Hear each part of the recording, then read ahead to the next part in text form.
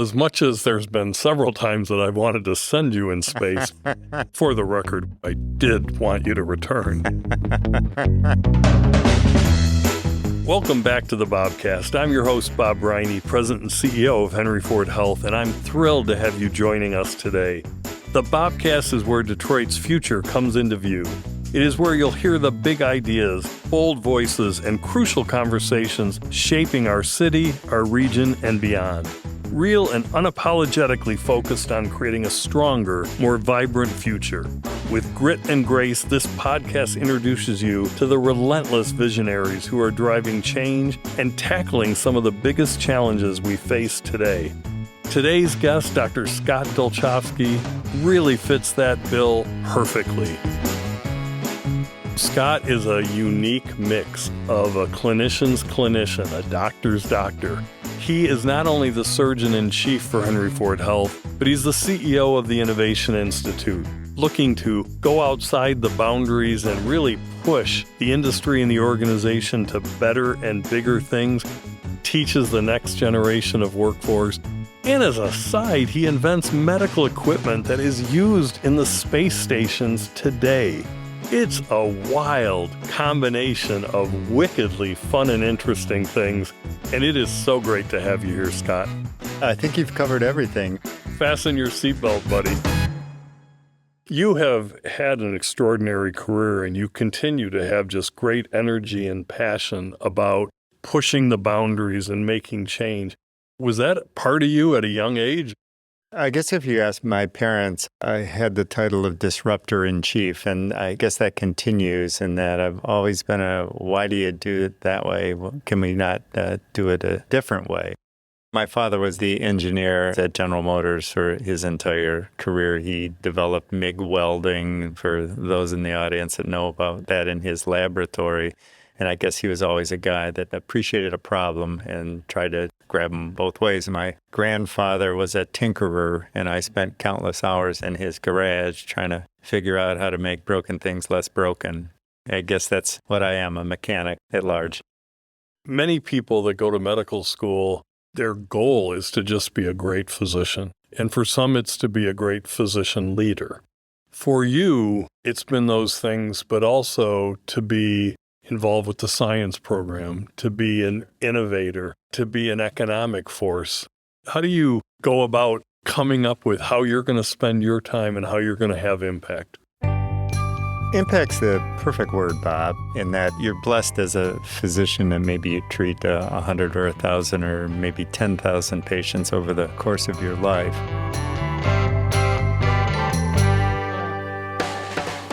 What I've really appreciated about being at Henry Ford is those dreams did not just remain dreams. You may recall years ago when we wanted to develop a simulation center, and I brought that forward in somewhat of an aggressive way. We had the space and no funding, but how do you impact tens and hundreds of thousands of people? We developed that. Now it's one of the biggest in the country, and I love that we can take care of our own people. What I love more is that we bring young people from our community in to see what is in fact possible. And so it's almost like a paying it forward. It is a logarithmic scale. If I train 1 and they train 10, and then those 10 train 100, pretty soon you get some serious numbers. And so I guess that's been a theme across my career. What I love about introducing young people to the simulation center is it also breaks any old definition they have of healthcare. And they really see that healthcare is very high-tech and integrates AI and integrates digital solutions really in a way that is more advanced than many other industries, even though that's not the first impression. It's the highest tech and the lowest tech. One of my favorite things that occurs in that very fancy simulation center is how do you have a difficult conversation? So I learned on the job. I would have to go out and tell a family that their young loved one was killed in a car crash or a trauma or things like that, and I had no training. Now we have people come in. We partner with universities, Wayne and Michigan State and others, to force those critical conversations. How do you talk when you are an African-American male with a Muslimic family? How do you understand the cultural things of that? While low tech, that's really high impact. You have an interesting relationship with NASA. How did that get started, and what's been your most memorable moment? One of my classmates in med school, Jerry Leninger, a local East Detroiter, said, I want to be an astronaut when I finish. And we all looked at him and rolled our eyes, and he actually ultimately became an astronaut. He flew a couple of times. He had the misfortune of being on the Russian space station Mir when it caught on fire. Cosmonauts were able to put out the fire quickly using an extinguisher, but they were forced into breathing masks as smoke filled the space station. And Jerry told me now 20-some years ago, hey, Scott, there's a job down here at NASA, and it requires somebody that has real-world skills in acute care. I was a trauma surgeon before I came to Henry Ford, and yet has the flexibility to be able to do those things in a really tough environment off the planet, tiny little place, constrained, difficult conversations. And I go, yeah, that sounds sort of interesting. I knew nothing about it. And I went down, and I was lucky enough to be chosen for that job that I've now had for a long time. And at that time, it was during shuttle era, and it was getting ready for, we're going to build a space station. What would you pack to be off the planet for a half a year or longer? And so I'd go, I'd put this. Well, you can't have that. Oh, okay. How do I do something without this or that or the other? And so ultrasound, which I built another career on, it's this little gadget. It's the size of a tablet. Your audience probably knows it because they heard, congratulations, it's going to be a boy, or got gallstones, stuff like that. But NASA was asking, hey, can you diagnose a collapsed lung? Because we worry about that when we're in a spaceship. And I said, I don't know. So we tried an experiment and worked pretty well. Then the next thing they posed was, well, okay, they're not doctors flying. How do you treat medical problems when you don't have a doctor? They're 250 miles below you on the planet, going by you at 18,000 miles an hour. Okay, how do I train a Russian cosmonaut how to do an X, Y, or Z in a weird environment with just a couple of tools? So we got some training methodologies of just real quick, point of care, figure it out and get through the eye of the needle. Seemed to work okay. National Institutes of Health said, so that's sort of neat. Is it scalable in that? So we worked with the World Health Organization, the Millennium Development Project. Now you can use it in the field across the planet to see whether a woman can have their baby in the field or whether they got to get on a donkey for 3 days to get to a higher level of care. It's that scalability that really moves me. Not taking care of 6 people off the planet. Yeah, it's cool, and you get to go to fun places and see big things explode. But the stuff that really moves me is this is something that helps the planet. As much as there's been several times that I've wanted to send you in space, for the record, I did want you to return. In all seriousness, have you wanted to be in one of the spaceships, and how close did you come? I did have a path to flight, and I've undergone the majority of the training for that. One of my sadder times at NASA was the flight that I would have ultimately been scheduled for was Columbia. And liftoff of Space Shuttle Columbia with a multitude of national and international space research experiments. Houston now controlling the flight of Columbia. A number of my very close friends were on that. That was a dark day. We've also lost the nose gear down talkback and the right main gear down talkback. Columbia, Houston, comm check. Columbia, Houston, UHF comm check. No tracking reported again. Up Columbia since about 8 a.m. Central Time as it was descending toward Florida above Central Texas. Fate's a funny thing, isn't it? Yeah. Let's switch to the future of healthcare. One of the things that I've always just had a lot of respect for you is you're constantly encouraging us to push the boundaries. You have been a go-to source for what bets do we place when it comes to AI, when it comes to digital, when it comes to autonomous transportation, things like that. What's your thoughts on what healthcare will look like in the next 5 to 10 years? I think you have to be in an organization where the first answer is not no. And it's maybe. So you have to be clever at where you're going to put people, resources, finances. I really appreciate getting divergent people together. I always have. I'm sort of a collector of people. That's why I really like these university partnerships that we have, particularly Michigan State University, because we don't have all the answers. I certainly don't, but I have a heck of a lot of clever people. When you get engineers and you put them in a healthcare environment, they think differently than I do. We have so much information about biology. In a separate bucket, we have so much data from everyday things, from your watch to how you interact. You know, Walgreens can tell you when you're pregnant before your doctor can, because they know what you're buying. And when you smash both of those together with really clever people, it won't be me, but maybe I'll create the environment to help that bioconvergence occur. That's where the magic is going to happen. The second thing, this buzzword of AI, you're using AI today. If you go on Amazon, there's a boatload of AI that's putting products in front of your nose, and everybody's got an AI strategy, and it makes your life a little bit easier.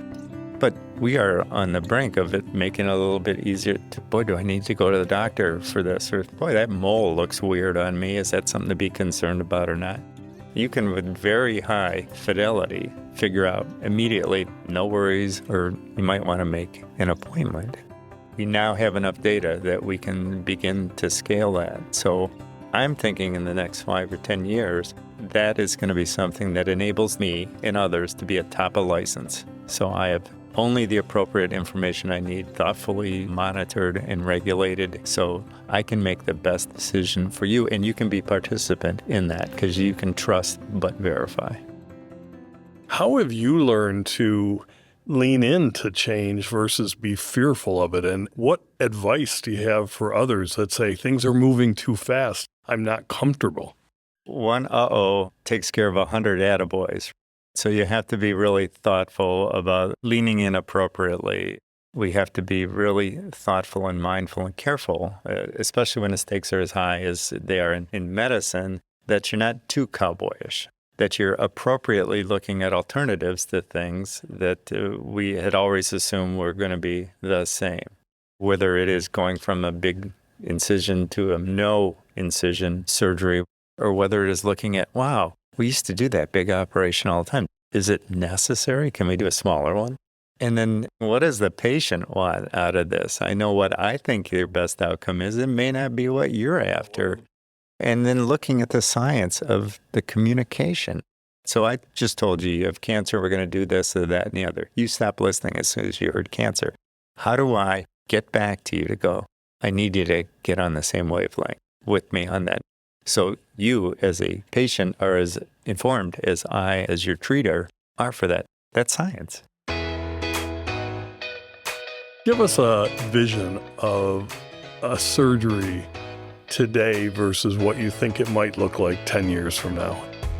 5 years ago to now, I'm sorry, Mr. Riney, we're going to have to replace your heart valve. That means I am going to split your sternum open, stop your heart. You're going to be in the hospital if you do really well, at least a week. Now, what are you planning for dinner tonight at home? Then the new gadgets and devices and things like that, they continue to get less invasive, more durable. Used to be, okay, we're going to do your hip. We'll do it. Plan to redo in a decade. Now we're like, here you go. What color you want? We'll never see you again. It's going to be a much more consumer-friendly process. I want to move just to two more topics, and one is really swirling around in my head because of a visit I made to the Hill in Washington, D.C. I spent the day meeting with various members of the House of Representatives and senators on providing some perspective on some of the proposed cuts and changes in the healthcare industry. And I don't want to get into a political discussion right now, but particularly when I talked about NIH funding, the research component, I had legislators say, you're going to have a hard time getting consumers worked up about cuts in that area because they don't really understand research and they don't see it as relating to them. They just think of it as something that's done in a lab but doesn't really impact their lives. What do we need to do to help research be something that is viewed as value added to the everyday citizen? It's all about being an effective storyteller. I could take my story and go, okay, I have policies and procedures that keep the astronaut crews healthy when they're on the International Space Station and soon to be lunar base and then going to Mars. And there will be a subset of science geeks who go, wow, that's amazing. There'll be others that go, what the hell are you talking about? You're spending tens of millions of dollars to keep 6 people in some project off the planet healthy. Can't you use those more effectively? Alternatively, go, the International Space Station is a really interesting test lab to come up with techniques and technologies that can help grandma. And let me give you a couple examples.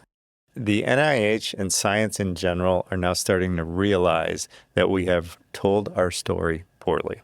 They don't care about it's gene 32. They care about Johnny's little brother.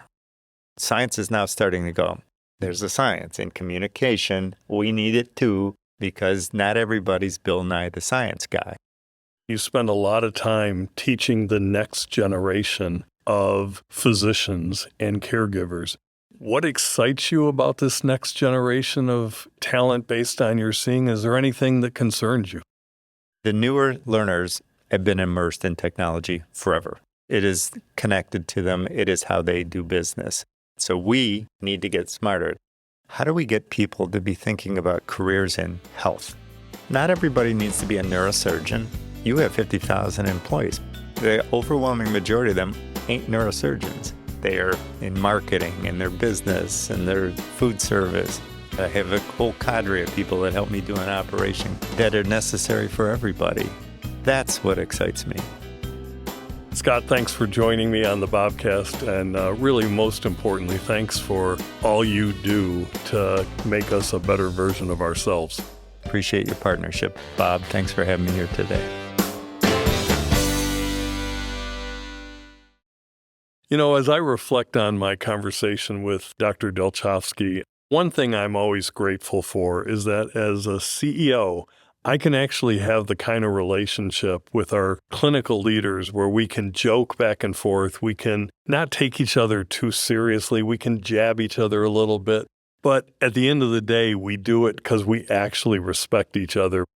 The other thing I really like about Scott is that in an organization like ours, you can be an entrepreneur. You can have jobs where there's very specific requirements, very specific things that you're accountable for, like surgeon-in-chief, but then also be an innovator and have that creative side of you come out. His self-awareness that the scientific community has not done a great job in making that translation known and understandable, I thought was a terrific aha, and I think there's nothing but upside that's going to come from that. If you enjoyed this episode, please click follow so you will never miss a future episode. Share us with your friends and leave us a 5-star rating and review, which will help others find us. If you have suggestions for a topic or a guest, email us at bobcast@hfhs.org. Remember, every action we take today is a step towards the future we're building together. Let's keep striving, keep believing, and keep moving forward. Let's use positive momentum to carry us through an era that's filled with troubling questions. Until next time, take care and keep making a difference.